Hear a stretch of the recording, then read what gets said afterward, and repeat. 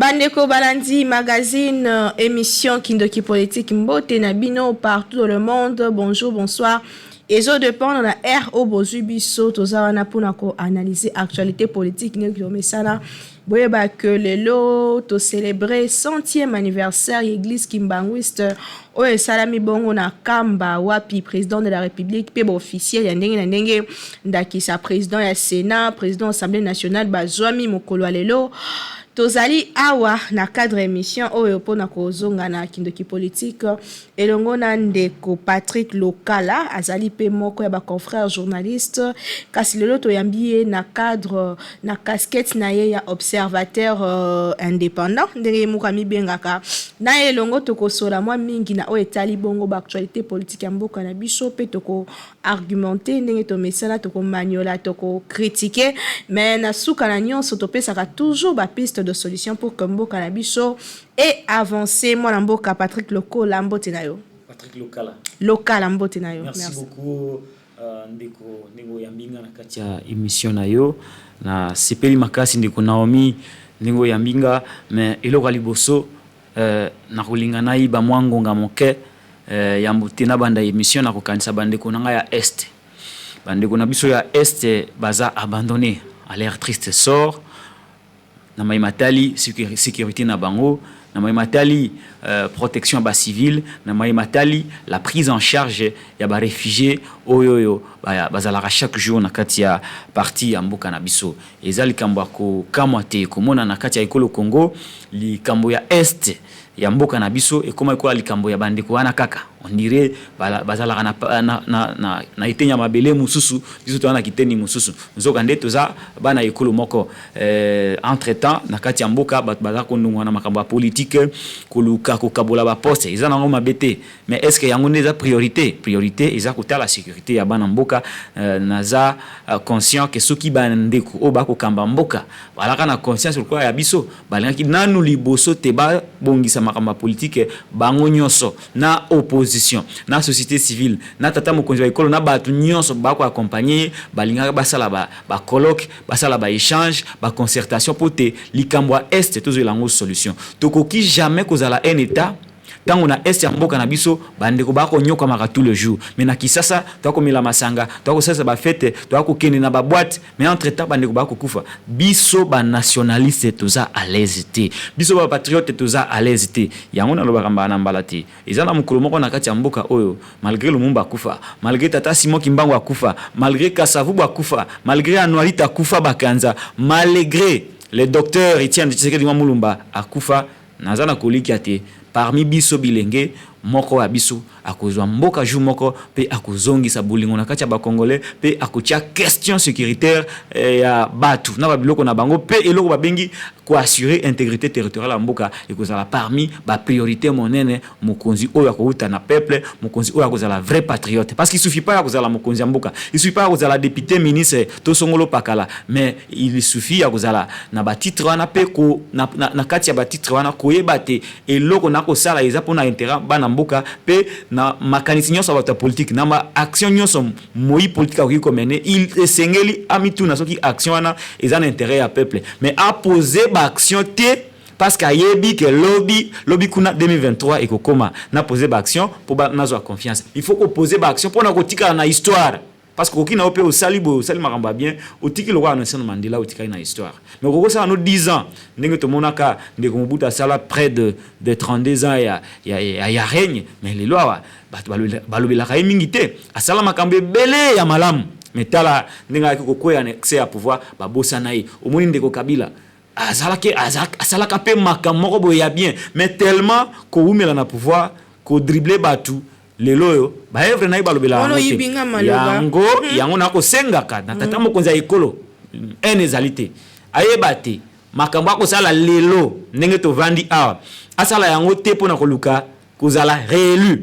na 2023 soki élection kozala mais asala yango parce que yango nde muteza devoir na ye pour te ba imboka ba vivre lokola ye biso ba congolais mo so okena ba mboka mosusu président de la République aliaka presque ndenge moko na batu nyonso. C'est-à-dire que le pouvoir d'achat de la population ils a tellement amélioré que ceux qui président sombi hamburger mona mpe aki asombi yango président asombi shawarma mwana mboka moko boya anniversaire ye pa na makuki ya kosomba shawarma président ke komela mwa champagne mwa vin mwana mboka pe aki ya sombi ekobomba ngo na ndako na ye ameli yango pe yango to akoloba ke il faudrait bakonzi nazana ko se répéter ils a erreur été mais nazana ko se répéter il faut action nyonso bakonzi ya mboka ba poser yango parce que eza urgence ya kozwa solution na makambo bana mboka mais soki ba poser yango ka pona koluka ba voix o ya élection eza mawa mingi wana ali patriotisme te yango na bibi Patrick Lokola kanisi bato est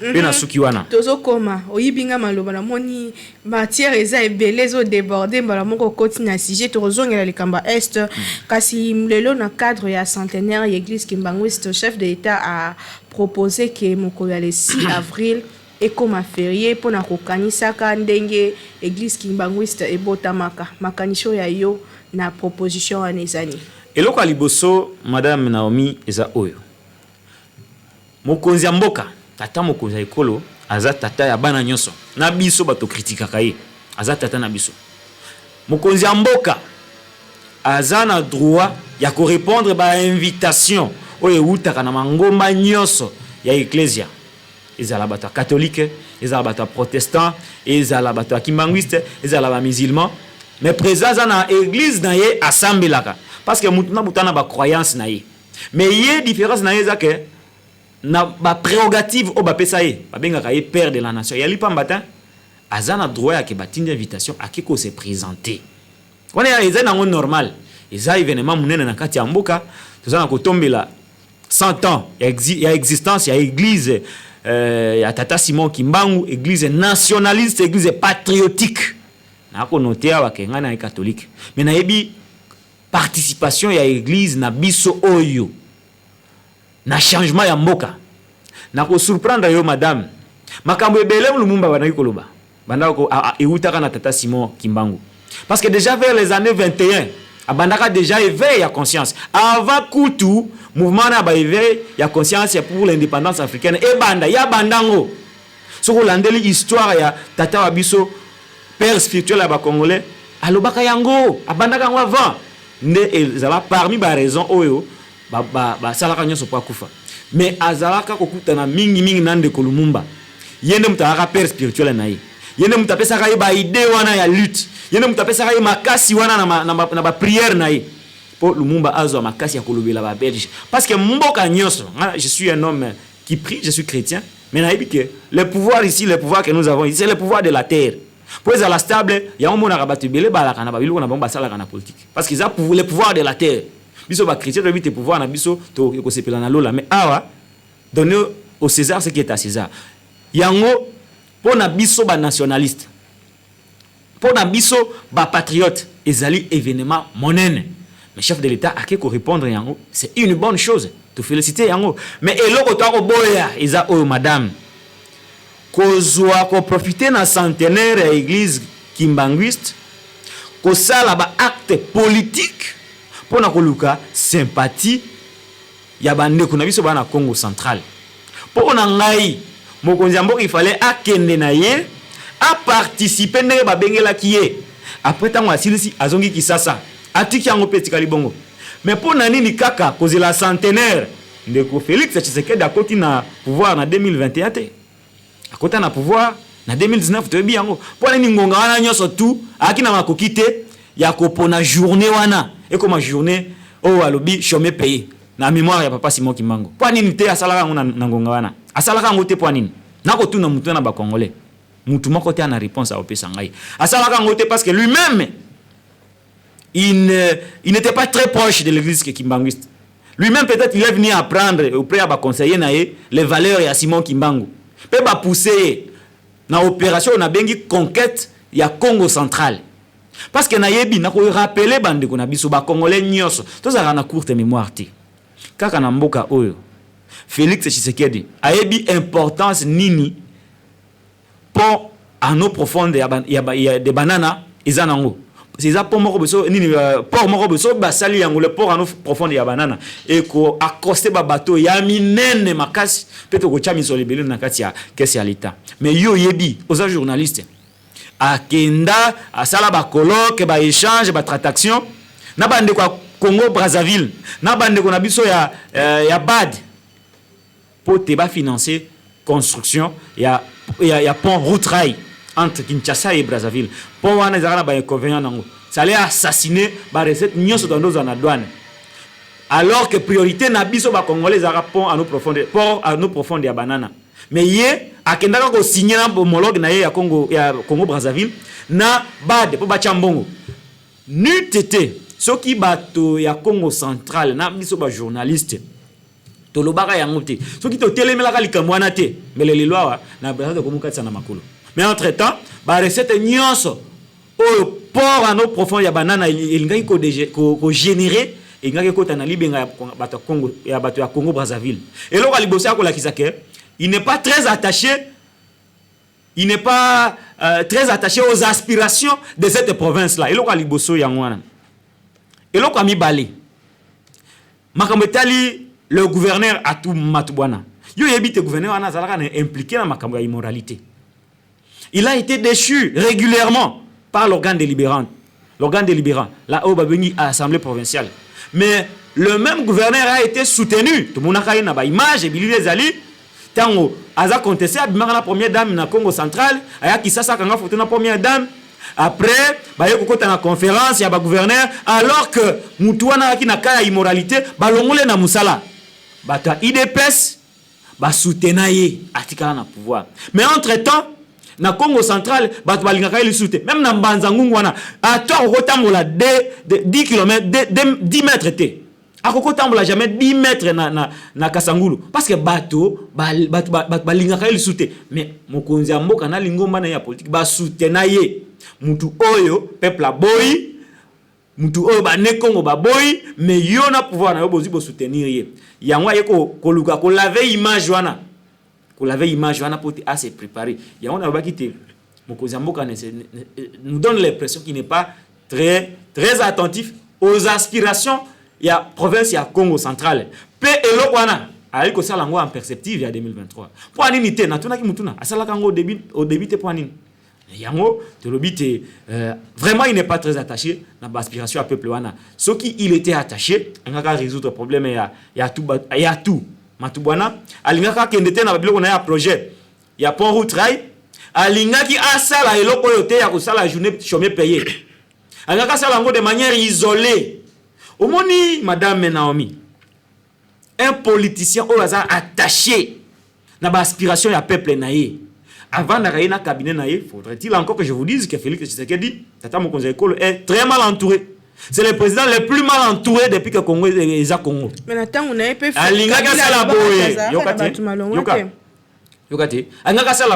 si seulement il est entouré, il y a battu, oh bah on a souci à quoi aider. On a surprendre le politique. Ce qu'on vend boye, au moins mon conseil pour surprendre le logo ya malam, battu news pas comment rebêter maboko. On a surprendre battu.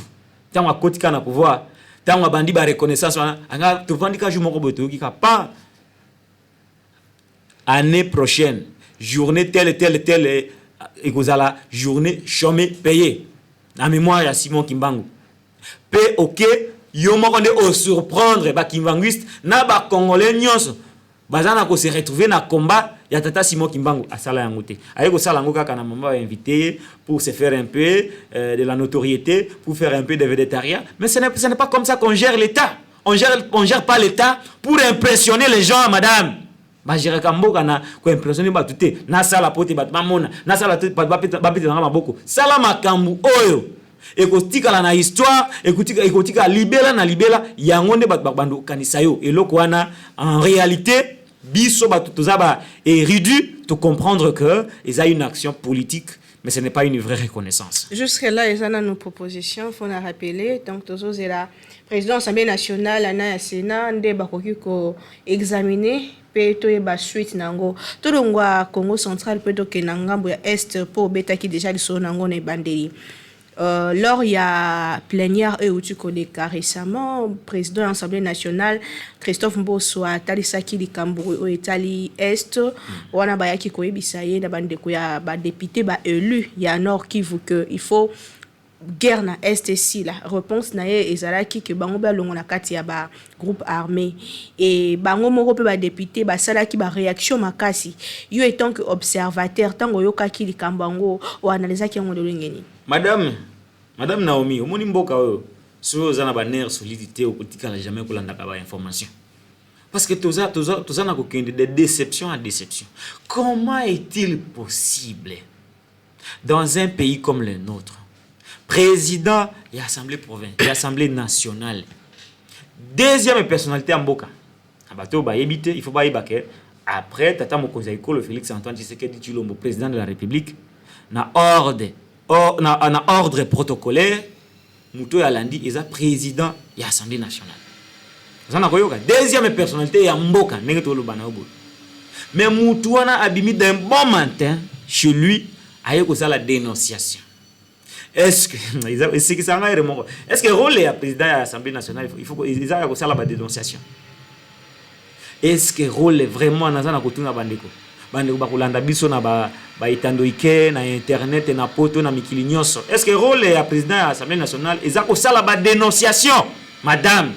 Tout ça na mboka nini? Président d'une assemblée nationale o alamuki na tongo aye ko sala dénonciation. Obi oh non, bino ba député botika ko participer na ba groupe na constitution ba groupe rebelle dans un pays sérieux. Vous avez un normal. Qu'est-ce qu'il aurait dû faire? Qu'est-ce qu'il aurait dû faire? Un gars salabo. A sali a check question na obabengi le calendrier. Tant a check question a yeko kolobango na plénière.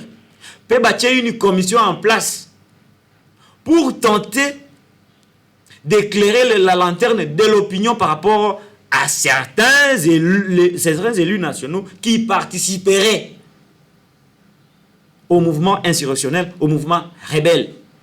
Et après avoir conclu que les députés ont identifié clairement territoire d'origine, siège, place Bapona, qui ont circonscription électorale, après sanctionner bango na plénière en respectant la procédure. Parce que qu'on participer à la dénonciation, qu'on participer dans le mouvement insurrectionnel, qu'on c'est la rébellion, et ça atteinte à la sûreté de l'État. Et Moutou a participé dans une opération, à un processus, et atteinte à la sûreté de l'État, doit être sanctionné. Après, dans nos mandats, il y a immunité, il y a disposition. Il y a justice et un mot qu'on a biso. Moi, ça n'a pas ça le matin. Ça même pas une déclaration d'une minute.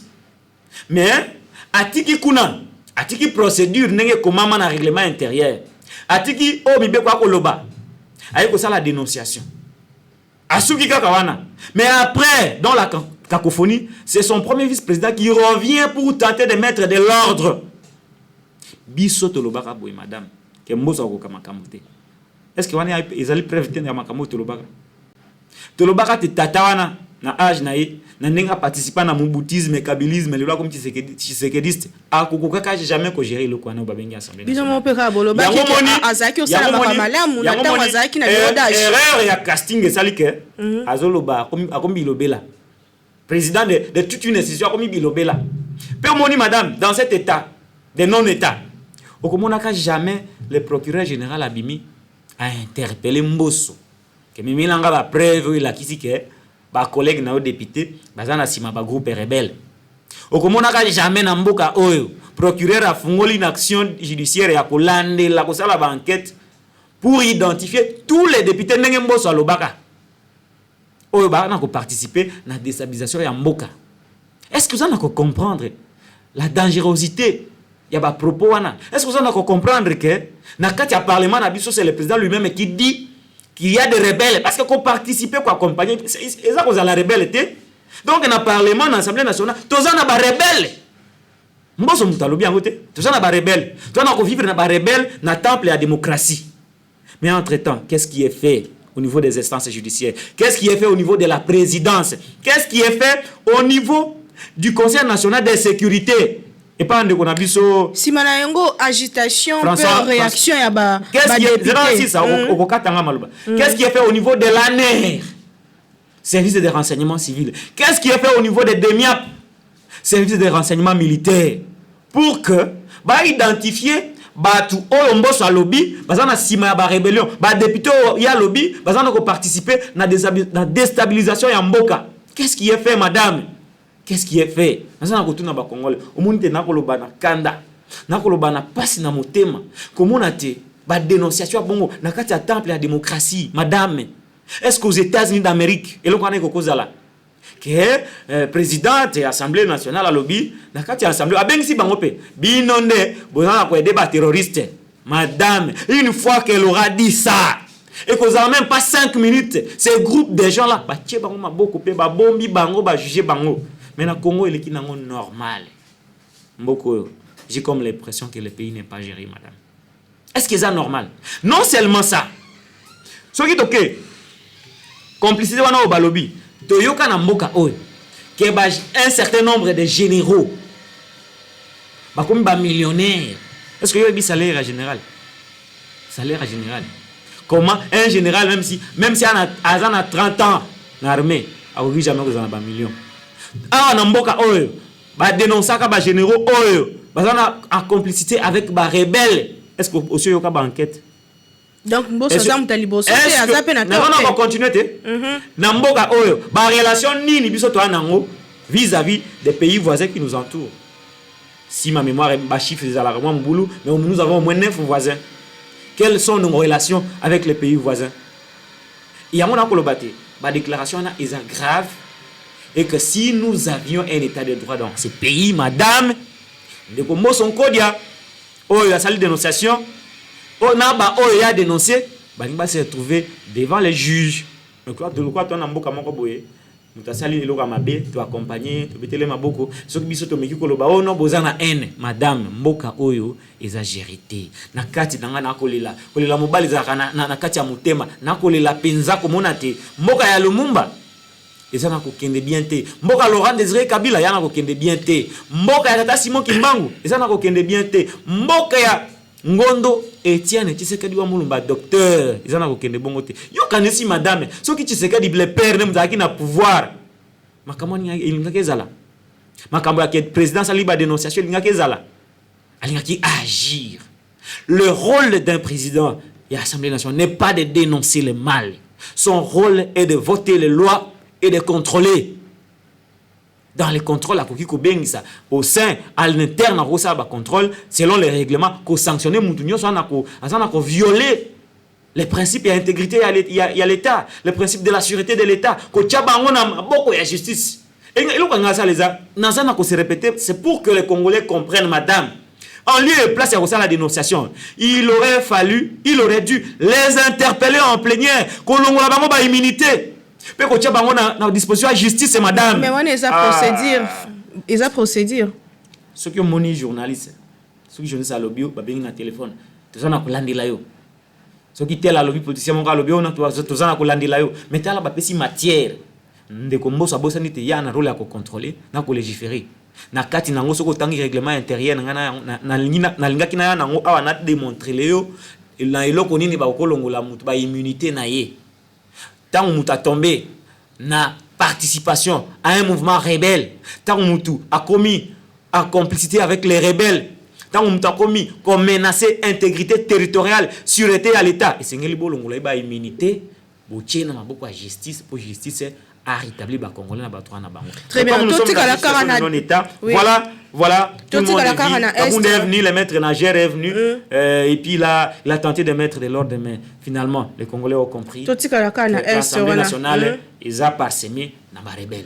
Totika kana este wana moko ya balisanga oyo landelaka ba justice ya mboka na biso balobaki baboyi que armée na biso congolaise et c'est allié na armée rwandaise pour que si ça guerre ya est, alors que notamment corps topé missile les autres déjà pour que mboka na biso et c'est allié na mboka mosusu pour que bondisa ba rebelle en fait que guerre ya est ici la makanisi ezani sur yango. Madame omoni na ba menace tozwaka ere moko tukuma na ba réserve mingi na question Italie armée. Mais ngai na za patriote, un patriote ne peut pas avoir peur.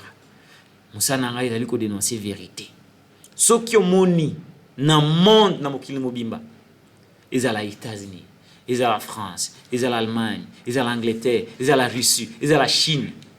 Na question au Italie sécurité interne, où ils sont assurés par la police qui a pour mission de protéger baimboka na babiloko na bango. Peso ko Italie que armée mboka na mboka où ils sont armés, où ils sont censés ko défendre intégrité territoriale ya mboka. Et comme il ko senga renfort, et comme il ko senga ba alliance, pour na ko si ça une question qui concerne l'intégrité territoriale na la sécurité intérieure, c'est que mboka wana ils ont une défaillance sur le plan et la stratégie militaire. Ndeka ya mboka na biso Congo. Ça elingi ko la kisanini, eloko liboso. Tozana makokite ya komene guerre contre un groupe de gens de moins de 10 000. Tozana makokite ya kotia sécurité contre des inciviques d'à peu près 20 000. Yango moni tokomi ko luka aide. Mais madame, tozana courte mémoire te. Ya motina lo bakeba congolais bana bana raison. Na mboka oyo. Toyoka ba dénonciation te. Ba dénonciation oh non, Rwanda ne mutaza sima ya guerre ya Est. Rwanda nde bazana ko utiliser pour na ko déstabiliser Est ya mboka na biso. Ba rapport ibima, yo yebi yango. Nations Unies et ça là ba rapport na makambwana. Les documents existent, les documents sont là. Mais comment est-il possible que mutu oh ba yebisaka yo ke yende muta a violaka bandeko nayo, yende mutu abomaka bandeko nayo, yo ke koluka bana na yeba ko protéger bana nayo. Est-ce que c'est normal, madame? Faut peut-être quitter mon côté raté pour battre bayo kabiso. Mutu ba sitaye na makambo ya keno a agressa kayo, a beta kayo. Mnde mutu esengeli a protéger selon stratégie na yo. Akobomayo pena pas okufi okeye. Yango to akolobati pouvoir oyo ba ko comprendre ce qu'on appelle la gestion d'un état. Bande konanga ba ko boya armée rwandaise ya ko sunga biso bazana raison. Bazana raison ya ko boya yango. Ngaipe na boyi yango. Il faut biso moko s'autodéterminer. Le Rwanda, madame, pendant le règne de Mobutu, le Rwanda représentait quoi? L'un de moi les tensions à minimiser ba Rwandais. Bazabande ko na biso ba africain. Mais nous devons nous respecter entre nous. Les grands Congo qui se demandent de l'aide au Rwanda, madame. Tokomi wapi? Tokititi na niveau nini? Tozana makokite ya kusala même une armée capable ya kulongula banguya na kati ya Congo. Stratégie. Armée wana na kati nango. Na pesa yo révélation. Armée wana na kati nango. Ba nationaliste baza ebele na kati nango. Ba nationaliste ebele. Il suffit qu'à impulser za la makamani kusila nango. Na ndenge ya armée, na ndenge pe ya diplomatie, na ndenge pe ya kosolola. Na ba multinationale. Oyo baza na sima ba groupe rebelle wana. O ba ya copier ba ressources naturelles. Leur montrer que au lieu boyaka, bozo kango sima ya viol. Sima ya kokata batu ba kingo, sima ya kokata batu maboko, sima ya koboma.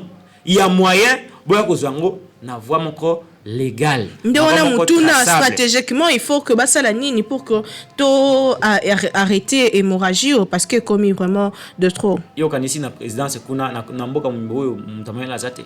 Yo kanisi ba yebisa makamwana te. Apesaka ba promesse belé kuna na est. Asiasa liango. Alobaka te ya kokufa na question est. Kokufa oh président lobaka eza kokufa te ya ke bakati kingo. Mais qu'on s'est donné corps et âme comme un président de la République qui dit que moi je ne peux pas dormir une seule nuit confortable tant que bandekunanga na est bana kimiate. Est-ce qu'ils a ma candidature Félix Tshisekedi? Est-ce qu'ils a ba intention na entre-temps, au monakaye azopesa fleur na mwasi naye mais na est bato okufa. Entre-temps, asaka ba voyage naye. Entre-temps, asala day national ya 3 jours pour le président Magufuli au bandekunanga ya Tanzanie na pisi bangombo tebele mais na est to perda plus ou moins 10 millions de morts aux populations ya Rwanda, ya Uganda, ya Congo Brazzaville, et ya Tanzanie. Au Sangisi, c'est 10 millions. Donc, tout le monde est mboka en Afrique. Est-ce que le président a même un jour à day pour na okatsa bande kuna biso ana des millions de Congolais bakufi. Ya mota ko lobati. C'est comme si Mokonzi mboka n'est pas très attaché aux aspirations de la population. tokomi na presque na suka tozokende petit à petit babiloko ya kitoko eumela te kasi toko chite na gouvernement Sama Lukonde ezozela manano motuna ezotunama motuna na ngai eza que entre gestion et ambition ya bato ya union sacrée pe réduction en train de vie à l'état pour l'autre presque tout le monde azolinga akota na gouvernement kasi problème eza pe ya réduction en train de vie à l'état or que bana mboka pe ba se retrouver bon nyonso kineka na ngambo ya ba kondité bon nyonso kineka na ngambo ba ministère te selon yo entre gestion et ambition wana pe réduction en train de vie à l'état chef de l'état face à la nini pour que à perdre pédalité chef de l'état ne mutaza à la base ya makamu nyonso o ezana koleka na mboko notamment blocage à sortir du gouvernement parce que yé tant on sali discours na ya 6 minutes laisser le beau discours c'est que da salle de banane à pouvoir wana ifona ndima yango il a fait rêver les Congolais tant lobby il faut na la refondation et action gouvernementale so du concept na bandi ko développer yango okomona te ezaki lokola ko pelisa kubongisa makambo na ba secteur nyonso ya vie mais c'est un préalable te madame okoki jamais kozala un polygame ça ou ba principe mode de conduite dans kati ndako na yo okobima boyo kuta basi na yo 10 bakomi ko bunda bakoma ko bunda même na ko servir eloko kolia pe osiliki po liete et singela ki na yeta wasali eloko wana na bengaka intention ya mokonza mboka il fallait intention ilongwa ba formaliser yango et comme iloko moko boeza régina ba texte o ya ke avokota oyebi rôle nini yo ko jouer pe na secteur nini ya vie aussi oyebi yango siko tango ko mana tango ko kabola ba rôle wana ya ko cha na action kusala opérationnalisation okoya lisuto ya koloba te ngana 5 ki 10 ministère pour pesinga 5 parce qu'avant okota ba ça qui déjà ko kozwa 2 on ndimi po signer koti mais mokonzi mbuka sala yango te ba sala ka iloko ya anarchie wana babengi union sacrée na ye na sadere nga Naomi na sadere na union sacrée nga Patrick na sadere na union sacrée nga Louis France na sadere na union sacrée sans aucun préalable sans aucun soubassement sans aucune garantie tango sika yeko koma na makama kabula ba poste mutu mutakomi o ngai na lingi boy o nga bisone to longolaka mabunda o bisone to koisa ka tambwe o bisone to koisa ka pepe yulunga il faut toujours la part du lion et boti siko eloko bengi problématique à gestion ya ba ambition les ambitions n'étaient pas canalisées il fallait pas canaliser yango nanu au début de la création de l'union sacrée. Mais comme les ambitions n'ont pas été canalisées au début de l'union sacrée, il y a un petit blocage. Il y a une responsabilité na mutu ya mokonzi ya mboka parce que ça là que loko na ye a formalisé yango te yango te bloqué gouvernement. Sama Lukonde a présenté na chef de l'état 2 fois mouture ya gouvernement. Na bana basi na kati. Pour na yoka ki bato IDPS balo oh non basi bazala kite est-ce que vraiment il est normal même ndenge toza est-ce qu'il est normal ya kosala gouvernement sans moi si na liste ya AFDC basi bazalaka na liste ya Katumbi basi bazalaka na liste ya Bemba basi bazalaka même na liste ya IDPS basi bazali siko eloko wana ya ke to bloquer sortir gouvernement parce que basi bazali te chef d'état mutalobi yango e uti wapi ba yibisa ba congolais ke bazoko kalisu makambo te nako défendre ndeko Tshisekedi nako défendre ndeko Kabila te mais tant ba kina ndeko Kabila ya ndako loba ono ndeko Kabila na batu na ye bazo bloquer action ya mokonzi mboka Kabila kei est-ce que blocage est sili blocage ça na ko continuer parce que IDPS ne comprend pas ce qu'on appelle la gouvernance les principes étatiques qui nous permettent de gouverner et cette gouvernance a pour conséquence la cohésion la stabilité des institutions ezama wa mingi komona makambo wana et pas bande qu'on a biso ya IDPS tala je suis en ébotike mon nom comme revendiqué par naé guerre commis entre les alliés normalement guerre il fallait zala entre Martin Fayulu d'un côté Martin Fayulu Joseph Kabila et de l'autre côté l'union sacrée de la nation Obako Kambamboka mais guerre longue na opposition commis na kati ya union sacrée likola nini likola ba poste madame kokabula poste na politique ezali mabete mais kokabula poste sengele zala na oba bengi valeur ya koyeba kocha intérêt ya bana mboka liboso koyeba kocha intérêt ya bana mboka liboso et la kisité pona ba policier faut la patriote il faut koyeba ko s'effacer pour l'intérêt suprême ya mboka balobaka te ba ye na union sacrée pona kosunga mokozi mboka a avancer mais boni et comme makamba ba poste boni ba poste est bloqué sorti ya gouvernement yango to koloba boy union sacrée ezalaka pona changer mboka te union sacrée ezalaki nde pona koluka ba moyen ya kokina ba élection na 2023 soki ba élection ngo ekozala. Donc cette union sacrée, c'est une union de Congolais au baye pour s'enrichir tout simplement et pour se positionner. Yango to ko singa na ba Congolais te. Pour la vision te, pour soutenir vision. Kasi na développeur est-ce que qui place moko na lobby vision? Vision ko mami wapi?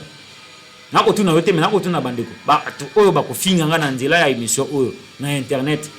Est-ce que vision ko mama wapi? Batu wana obaye Katumbi Bemba Bahati batu FCC batu PPRD tuna bango batanga vision ya Tshisekedi wapi oya union sacrée vision ya tata mokonza école batanga ngo wapi eza na combien de pages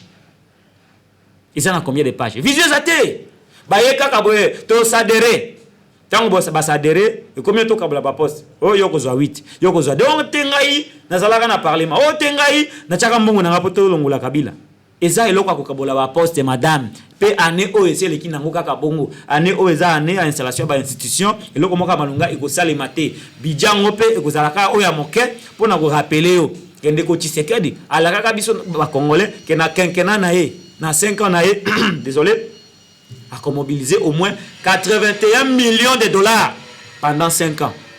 Ceci ici déjà 2 ans. Ça a mobilisé combien? Même pas 10 millions. C'est comment il faut changer? Comment tu rêver qu'on l'aille pendant un bout oh lobby pendant qu'il faut changer. Tous en espoir. Mais si a-t-il en place gratuité enseignement? Gratuité madame. Au moins gratuité c'est qui s'engaille madame. Natanga ki awa ba école mo na Congo centrale ba ozanga na eloko ba komaka na tableau wana. Venga ngoni. Créwana ba komaka na tableau ba ozanga ngo. Bazana ngote. Likolo ya manque à frais de fonctionnement. Sikawa soki biloka kotangisa bana ezate ba matériel didactique ezate gratuité ko za la réussite to za l'échec. Gratuité sengeli ba mobiliser combien? 2 milliards de dollars. Ba mobiliser combien? Pour na réussir gratuité. Ba partenaire au balrari sombongo. Ba boya ko pesa mbongo pour nini? Pour détournement oh ya IGF face à qui par rapport il y a détournement ba te bino boa sérieuté to ko pesa bino misoloté pour ça la gratuité. C'est quoi gratuité pour réussir en ndenge nini? Na budget à combien? Il s'engeli 2 milliards de dollars. Mais tilelo pour mobiliser combien? Moka na biso moko budget nango eza moins de 4 milliards sikawa. Mais enseignement yango moko senga 2 milliards na ba pora ba partenaire. Justice eza on ko senga mbongo. Ba fonctionnaire à l'état ba ko senga mbongo. Ba assemblée provinciale ba na ba musuba na 14 mois d'impayement. C'est quoi gratuité pour réussir ça comment? Au monité ba crise de botama qui entre l'état congolais na l'église catholique.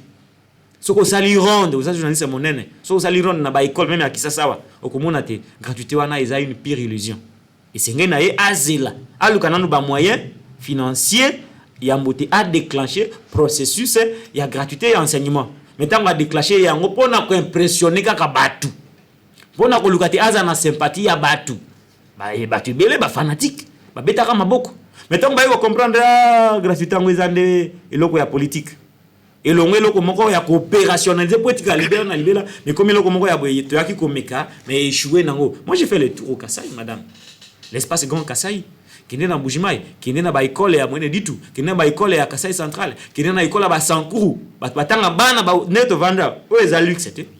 Bana ba utanga mutavani na mabele azokoma. Mula kisinaye n'est même pas payé. Il n'a même pas le numéro matricule. C'est que gratuité eza wapi.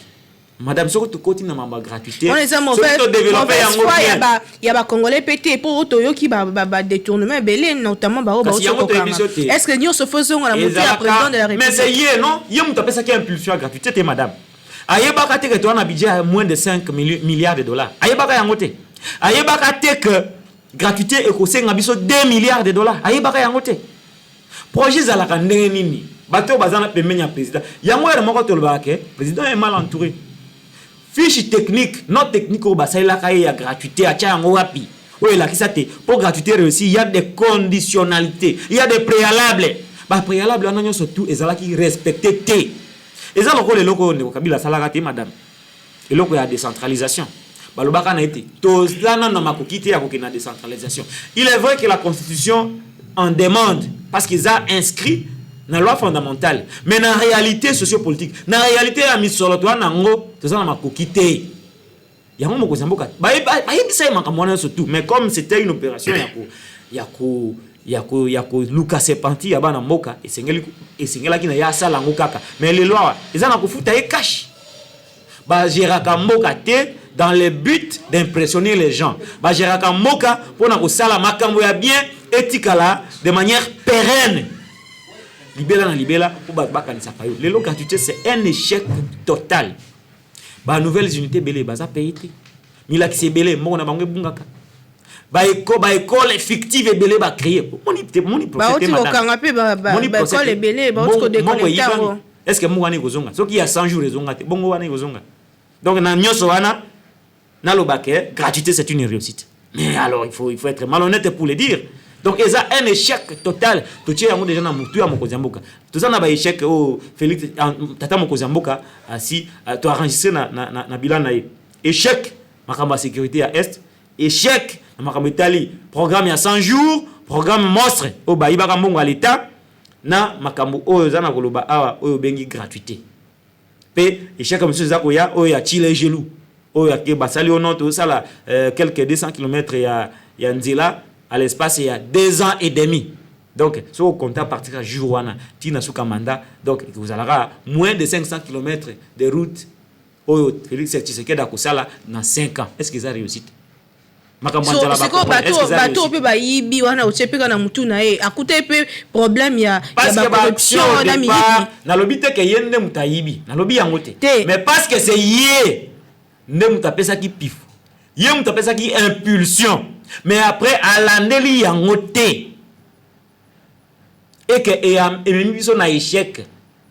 Par exemple, le programme ya so de monter, c'est qui ça la combien de mois? 3 mois non? Ou 6 mois. Ti lelo, webi ke ba so de monter c'est si la té. Ils ont réussi tété. Talo bara bon, réussi ta Tshisekedi ya mwana. So na chango, okuta so de monter ils alra comme habita binano esilité. Et puis ba so de monter on se talango bien. Ils ba so de monter de seconde main. Est-ce que le problème en embouteillage ici? To komi presque na suka question na nga suka ezali sima ya ko critiquer sima ya ko lobanyo soana ce qu'il faut qu'on pese ba solution pour que makambo etambola parce que apparemment population est comme kolela lisusu makasi ce qui otamboli pauvreté comme makasi train de vie il y a population mati panier de la ménagère nyonso eza vraiment so ba domaine nyonso mai courant il y a encore et toujours de problèmes non seulement la Kinshasa mais na arrière périphérique voilà. Ce qu'il faut qu'on pèse à la solution. My God de rêve. Azuba monga batu. Dans une opération, on a la campagne de sensibilisation pour que ba interpeller ba responsable à My God de rêve na batu ya société ou jana oyo ba destructure wana ba yibi ba congolais ba mbongo na bango avec votre permission je donne ma page Facebook officielle Patrick Lokola. Abonnez-vous sur Patrick Lokola pour besoin ba information nyonso na makitali détournement ya My God de rêve ba yibi mbongo miso la bana mboka batebele na solo nande komoko bana ko sala mwa shida na ye ateki nyonso azui $31,000 boaki yango na My God 2 jours après bakangi My God apika crise ti lelo azalaka toujours rétabli na ba droit na été mususu ateka lopango na ye na $45,000 aboaka $40,000 4 jours après bakanga yango mbongo na ye ti lelo na nezongi te tala mais au niveau national bakolobela yango te mboso akoloba yango te procureur akose saisir te mokonzi mboka ye moko akoloba yango te tozaka boye zaka biso ba journaliste avec les maigres moyens que nous avons tout ça na remobiliser ko tchaka ba méga ko bisaka ba ndikote to sala nyonso to ki na justice pote ba responsable ba lukisa bango na mai matali solution to ko pesa ya liboso madame tata mokonzi Félix Antoine Tshisekedi azaka président de la République tokoboya été azande ko na biso ba critique nyonso to sala ka contre ye ezate pona ko rabaisser ezaba interpellation tozaba porte-voix ya ba imboka o bazana makokite ya koleka na nzila na yo pour balancer message nde biso to salaka to rapporter ba message wana idée na biso eza ya ko inaité to inaka été nous n'avons que lui comme président de la République et notre devoir est de le critiquer pour que a changer yango ye moko alobaka te pona nini bato ba bola ba misérable ole ba senga biso to bongisa ba condition ya vie ya bango bazande ko applaudir biso alobaka yango na Union africaine biso to lobi yango to critiquer oh non to ça va haine to ça la haine te mais to ça na ko aider mo kozamboka na ba critique eloko alibuso yango wana ya suka sikawa solution ezake ndeko Félix Tshisekedi azala le vrai garant du bon fonctionnement des institutions. Ce qui y a des problèmes dans les assemblées provinciales, c'est entre autres l'impayement. C'est entre autres les conditions de vie au Batebele ba ko vivre ils ont mabé. Ce qui ba famille ebele ba na problème lelo c'est que ils a que ba père na bango na ba maman na bango na ba ndeko na bango ba sala ka misala mais bazwa ka mongote. Ba musu ba na service à l'état, salaire ya ka na retard, salaire ngo pe maigre, ba to armé pe ba na problème à salaire, ba tu o ba sala ka na secteur informel. Makambo etambola ka sous bien té parce que misolo ya ko tambola té, ba e ba sala ke pas ba libanais. Ba libanais ba respecter kate législation na biso. Ba libanais ba respecter kate le droit ya bat na makambo etali salaire parce que l'état na biso moko azana makokité ya ko respecter ba salaire ya bat. Ba libanais pe ba kotika na mouvement. Tokosenga na mokonzi ya mboka te. Mboka oyo ezana na problème ya ba réforme te. Mboka oyo ezana na problème ya ba loi te. Ba loi ezana ngo ebele. To ko zanga ka iloko obe moko ko appliquer ba loi ndenge komami pe nyosa kozonga na nzila pe mboka eko changer. Soki ya appliquer makambo ndenge mibeko ezo senga ba congolais ba kobetile maboko. Akozana kutu na posa te ya koleka na TV, ya komema ba cameraman, ya kosala ba direct parce que population moko bandolo ah ndeko Naomi. Omoni Tshisekedi daza bon hein. Na bana ko boya ye mais tala ndenge bongisi transport. Oh ndeko na ngai Tshisekedi da bon hein. Na bana ko boya ye mais tala ndenge bongisi banzela. Ah ndeko Tshisekedi azalaka mabe na bana ko kanisa bon mais tala ndenge question ese esili. Na ba opposa ba kozanga maloba. Martin Fayulu akozanga maloba. Adolphe Muzito akozanga maloba. Joseph Kabila akozanga maloba. Ba journaliste ba kozanga maloba parce que moka est changé et que changement na et tindiki batu nyonso de manière automatique ya ko changer ba point de vue na bango sur leur chef de l'état. Pe akotikalaka a jamais inscrit dans l'histoire de la République démocratique du Congo ndenge ndeko Lumumba kotaka ndenge Laurent Désiré Kabila kotaka ndenge Kasavubu kotaka ndenge pe Mobutu kotaka na ndenge na unité nationale parce qu'il faut noter que tribalisme mati mikolo makasi ndenge pe Joseph Kabila kotaka na histoire par rapport à alternance ya mboka oyo nazana mutu moko ayebisaka na classe te mokonzi moko tango baponier ça doit être Amadou Toumani Touré ATT Amadou Toumani Touré ancien président ya Mali azwaka pouvoir na putsch tango akoti na pouvoir abengisa bandeko na ye ba professeur atunisa bango na salobi eloko nini na kokosa la pote na tikala na histoire na kati ya mbuka ba ebisi te eza eloko yo moko tuni soki eloko ano tuni seke yo moko imambo etambola ka bien te salaka makambo oyo yebi na mutema na yo etambola ka bien te ata secteur moko soki yo changer ngo petikali durable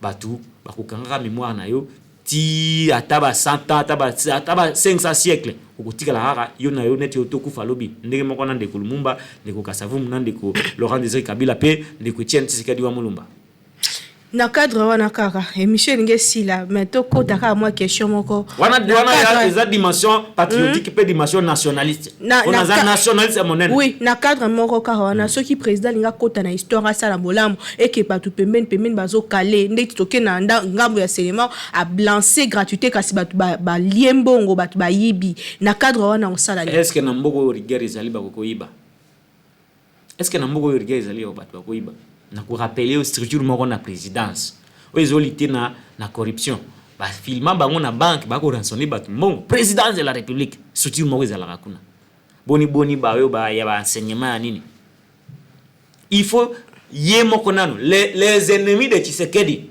les ennemis du président Tshisekedi baza entourage na ye batu ba ko memaye batu ba lingi ba changer mémoire ezaka entourage na ye bana poto ba utaka na diaspora baza bandeko na biso nako ina bango te bana poto ba utaka na ye ba mi na ye eza normal mutaza na ba mi bato bakulaka na bango banomela moi sucré moi bière moi nini eza normal te mais tango boye ke mokonzi comme mokonzi faut ko respecter eloko aliboso ba respecter kaite tu as vu des images au président Kokoto na salle bango bavandi bakobetaka masolo ya novelas omonaka yango na makambo ebele ba dérapage ebele bimi na présidence mokonzi okokoka na oyebisa tata mokonzi ekolo ya biso Congo ndeko na biso Félix Antoine Tshisekedi Tshilombo mwana ya ngondo Etienne Tshisekedi wa Mulumba okokoka ko changer mboka te soki yo moko na no changer entourage na yo te entourage na yo eza ya mabe entourage ya président eza médiocre il faut abandonner nous ko assainir entourage na ye tango okoma na cabinet moko costaud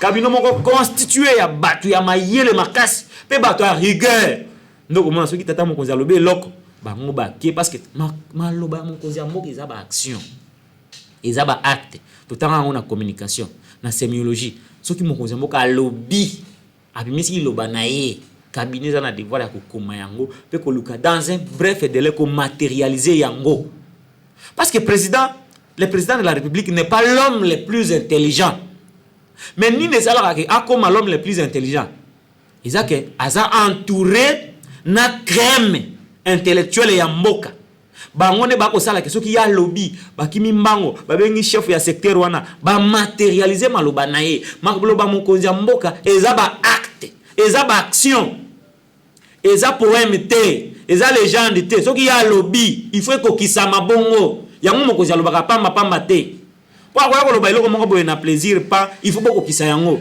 mokonzi alobaka pamba te soki mokonzi ya mboka lobby madame eza ba action eza ba acte likamu o ya lobby il faut beaucoup kisa yango même si misolo les athées il faut beaucoup kisa yango parce que la parole du président de la République est sacrée madame il faut noter ça Kindoki politique ya mokola lelo esili merci maître Patrick local ndenge observateur indépendant ondima ki koyana na mituna na biso mokola lelo tondimi kezali mbala sukate okoleka lisusu matière to ko développer merci na bande konyo so balanda ki biso partout dans le monde na RDC to pe libanda mboka totondi bino botondi bo continuer ko komena biso na numéro ezali affiché na bas ya écran na bino kasi bobo sanate ko s'abonner na chaîne KNB News kuna ba émission ezé belé pe mingi kindoki politique bo continuer ko landa pe ko critiquer bo tindela biso ba penser na bino ba critique pe o ezali bongo ba makanisi na bino to ko continuer pe ko sala bino musala kitoko ndenge bolingaka na bosa na kolobate kimia mabota na bino kasi mingi kimia na mboka na biso